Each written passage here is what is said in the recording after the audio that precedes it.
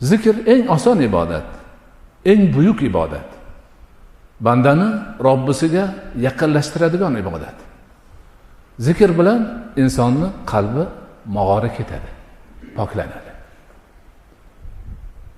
Shuning uchun ruhiy tarbiya mashoyixlari kelib o'ziga shogird tushib, meni shogirdlikka oling, ibodat o'rgating, qalbimni poklay, ruhim yengil bo'lsin, Allohga yaqin bo'lay desa, tavba qil deydilar.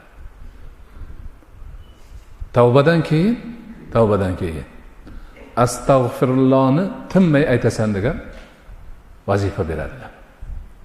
Astag'firulloh Allohning zikrlaridan bir zikr. Allohdan mag'firat so'rayman degani. Gunohimni kechirilishini so'rayman degani. Ana o'shani vazifa qilib olib, murid tinmay aytaveradi. Astag'firulloh, astag'firulloh, astag'firulloh deb o'yladi. Shu astag'firullohni aytaverish niyat bilan, ixlos bilan qalbni poklovchi omildir. Inson badanini niyat qilib, tahorat, g'usl qilib, suv bilan poklaydi. Qalbini yuvay desa, ichkarida yuvib bo'lmaydi suv bilan. Uni yuvadigan narsa astag'firullohdir.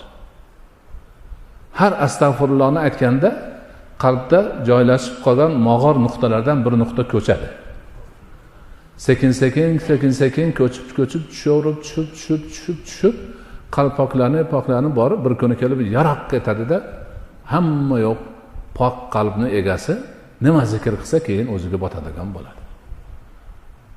Shuning uchun haligi qalbni poklash zikr bilan bo'ladi.